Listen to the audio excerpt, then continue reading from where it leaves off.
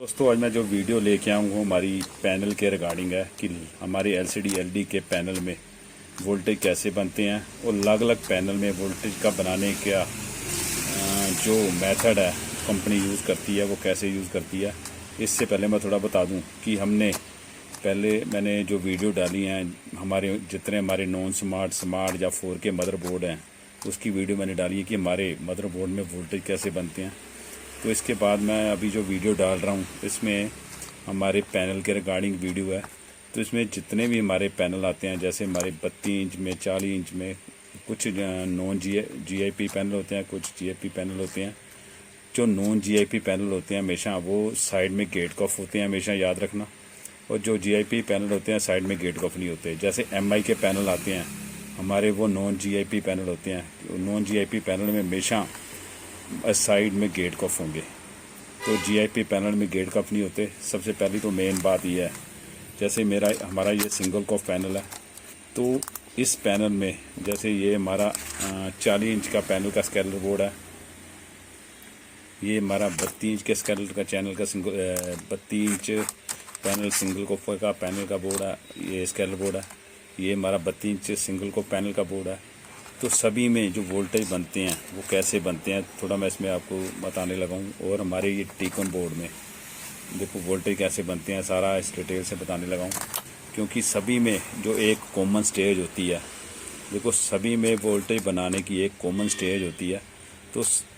तो common stage से हमें कैसे पता लगता है कि हमारी जो डीसी एक स्टेज तो सभी पैनल में बनी होगी जिससे हमारे बूस्ट वोल्टेज बनते हैं। ये याद रखना, सभी जितने हमारे पैनल आएंगे सभी पैनल में एक सर्किट या एक स्टेज ऐसी बनी होती है डीसी टू डीसी। ये अगर पैनल के स्केलर बोर्ड के में नहीं होगी तो आपके टीकॉन में टीकॉन स्टेज जो लग से लगा होता है उसमें होगी। जैसे ये लग से टीकॉन है इसमें लगी होगी। पर सभी में जितने भी हमारे एलसीडी एलडी के पैनल या 4K पैनल आएंगे सभी में एक स्टेज या सर्किट जरूर बना होता है जिसे बोलते हैं डीसी टू डीसी। यानी वो हमारा डीसी टू डीसी सर्किट होता है जिससे हमारे बूस्ट वोल्टेज बनते हैं। तो सबसे पहले थोड़ा मैं बता दूं, जैसे मैं थोड़ा पहले सिंगल कॉफ वाले में बता देता हूं। जैसे हमारा ये सिंगल कॉफ वाला पैनल है जो आप मार्केट में बहुत चलता है। देखो सबसे पहले जो पैनल के जितने हमारे पैनल की सप्लाई होती है उस पैनल के रिगार्डिंग ही हमारा DC to DC IC voltage बनाता है। हमें उस हिसाब से वोल्टेज की ज़रूरत पड़ती है। अगर पैनल हमारा 3.5 वोल्ट का है या 5 वोल्ट का पैनल है तो उसी के हिसाब से हमारे डीसी डीसी वोल्टेज बनाता है। मान लो हमारा पैनल ज़्यादातर पैनल क्या होता है 12 वोल्ट का आता है। हमारी एलडीएस को 12 वोल्ट सप्लाई जब मिलती है, ये सप्लाई पहले क्या होता है डीसी डीसी आईसी पे पहुंचती है। आप जितने भी पैनल ले लोगे सभी में, अगर टीकॉन बोर्ड भी ले लोगे अलग से या कोई भी स्केलर बोर्ड ले लो जिसमें हमारा टीकॉन से टीकॉन स्टेज बनी हुई है, मान लो या डीसी टू डीसी स्टेज बनी हुई है जिसमें अलग से सबसे पहले जो हमें जो स्टेज पता करनी है कि हमारी डीसी टू डीसी हमारी स्टेज है जो जिससे हमारे वोल्टेज बनते हैं। क्योंकि सबसे पहले देखो 12 वोल्ट की सप्लाई पैनल को पहुंचती है एलडीएस के थ्रू। यही 12 वोल्ट सप्लाई हमारी डीसी टू डीसी आईसी पे पहुंचती है। यही 12 वोल्ट से हमारी 3.3 वोल्ट की सप्लाई बनती है। ये सिंगल कॉफ वाले पैनल के बारे में बता रहा हूँ। यही 3.3 वोल्ट की सप्लाई किसके काम आती है थोड़ा बता दूँ। ये 3.3 वोल्ट की सप्लाई हमेशा इस जो सिंगल कॉफ वाला पैनल है हमारा, इसमें क्या होता है आधा टीकॉन हमारा पैनल के अंदर होता है पैनल स्केलर बोर्ड में, तो आधा हमारा बेसिकली क्या होता है कॉफ के अंदर होता है। तो ये थोड़ा बाद में बताऊँगा कि हमारा आधा टीकॉन हमारा स्केलर बोर्ड के जो आईसी हमारा एक कम्बो आईसी लगा हुआ कंप्लीट जिससे हमारी DC to DC IC supply बनती है। हमारा टीकॉन बोर्ड भी इसके बीच में होता है, वो आधा हमारा स्कोफ के बीच में होता है। तो ये जो पहली जितने भी पैनल आएंगे सभी में सबसे पहले एक 3.3 वोल्ट की सप्लाई बनेगी। यही 3.3 वोल्ट की सप्लाई हमारी कोफ को भी जाती है, कोफ आईसी को भी जाती है, हमारे रोम आईसी को भी जाती है। यानी जितने हमारे स्केलर बोर्ड के आईसी होंगे, मान लो थोड़ा मैं पहले सिंगल कॉफ वाली बता रहा हूँ पैनल के बारे में, क्योंकि यही 3.3 वोल्ट सभी हमारे पैनल के जितने आईसी लगे हैं उसको जाती हैं। तो इसी 3.3 वोल्ट से हमारा पैनल ऑन होता है। तो सबसे पहला प्रोसेस है हमारा, देखो 3.3 वोल्ट की सप्लाई हमारा डीसी टू डीसी आईसी पहले बनाएगा। यही डीसी टू डीसी आईसी जो 3.3 वोल्ट की सप्लाई बनाता है, इसके बाद हमारी सेकंड क्या होता है, एवीडीडी की सप्लाई बनती है। और उसके बाद एवीडीडी सप्लाई बनने के बाद हमारी एच एवीडीडी की सप्लाई बनती है।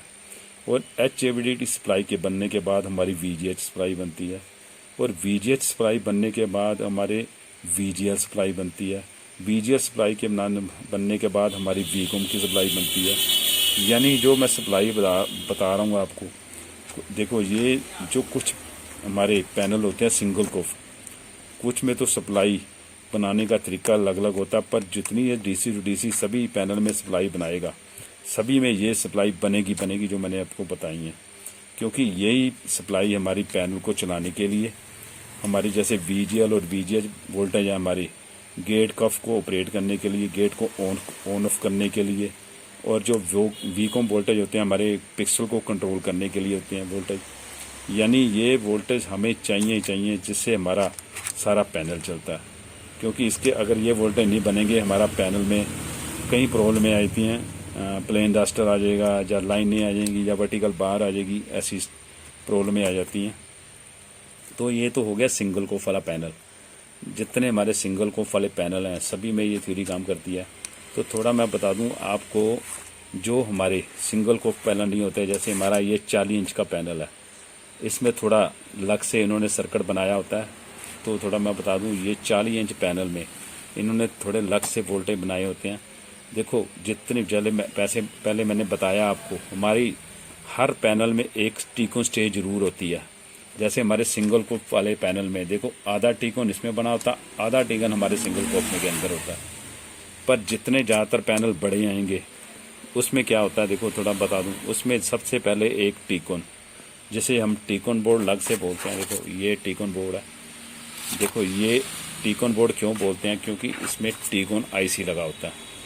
देखो ये टीकोन आईसी है, या इसको टाइमिंग कंट्रोल आईसी बोलते हैं, या टीकोन आईसी बोलते हैं। जैसे ये हमारा टीकोन आईसी है मेन। यानी ये टीकोन आईसी के बिना हमारा जो पैनल है वो नहीं चलता, क्योंकि टीकोन आईसी के बिना हमारा पैनल नहीं कभी चलता, ये याद रखना। क्योंकि जितने भी पैनल आएंगे, देखो 40 इंच के, इसमें देखो लग से टीकोन आईसी लगा हुआ है। तो कई में क्या होता है, टीकोन आईसी, ये गामा आईसी, कईयों में लेवल शिफ्टर आईसी लग से लगा होता है। जैसे एलजी के टीकोन आते हैं, इसमें लेवल शिफ्टर आईसी और डीसी टू डीसी आईसी इकट्ठा होता है।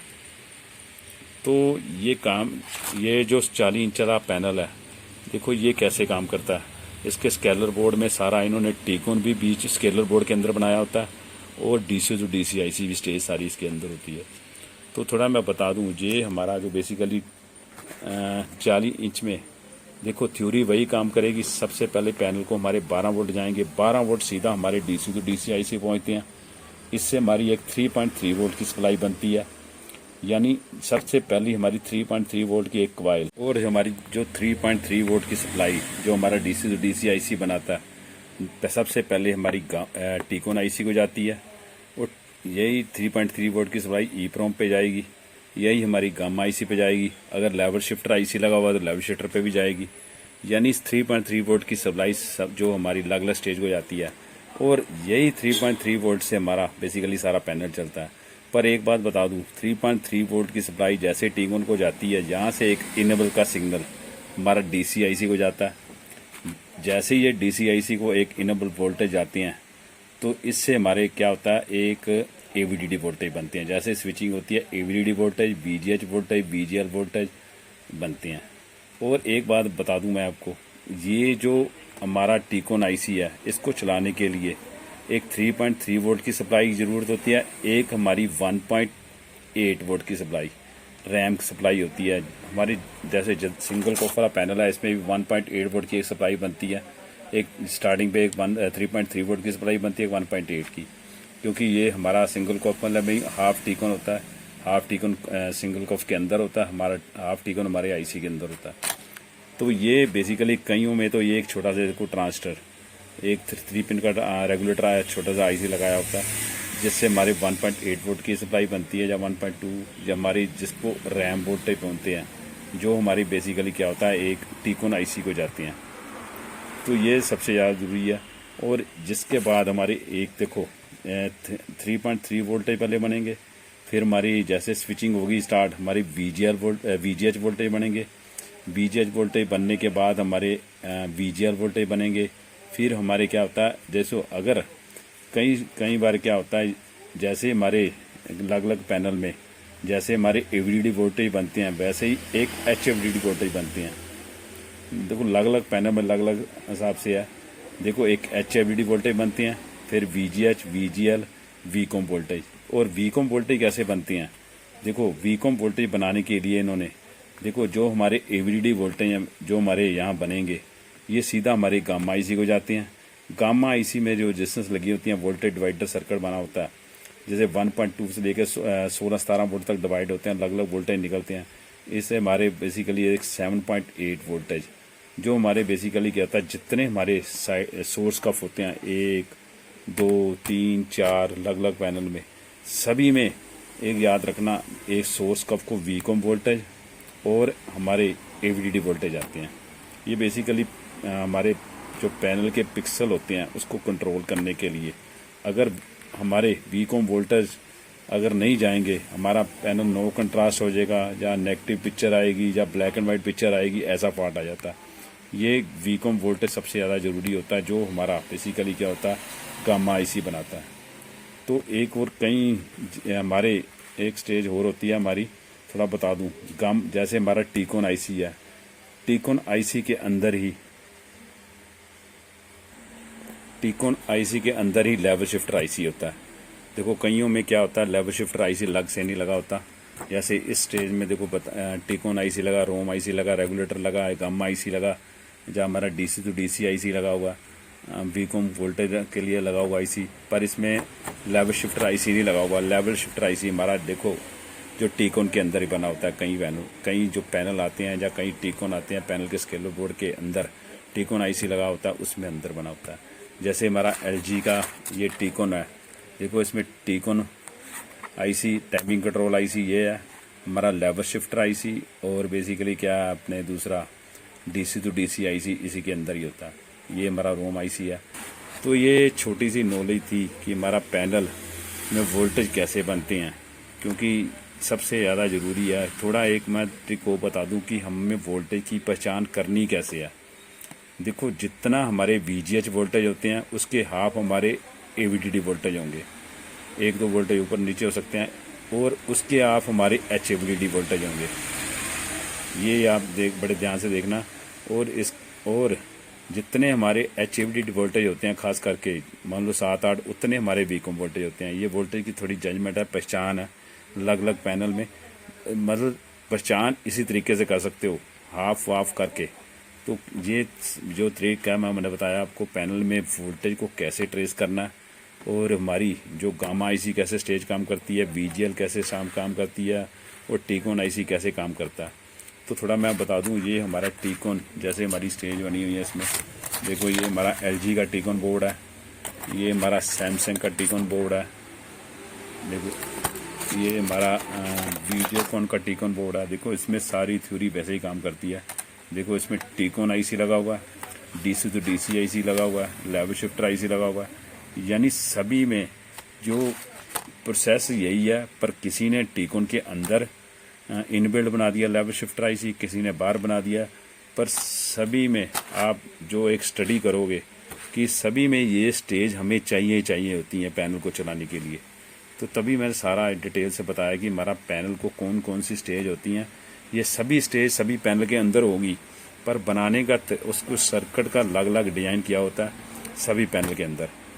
और ओके, थैंक यू। जो छोटी सी वीडियो थी जो पैनल के रिगार्डिंग में, कि हमारे पैनल में वोल्टेज कैसे बनते हैं और हमारे गेट कफ को कैसे वोल्टेज पहुंचते हैं, ये थोड़ा डिटेल से बताया मैंने।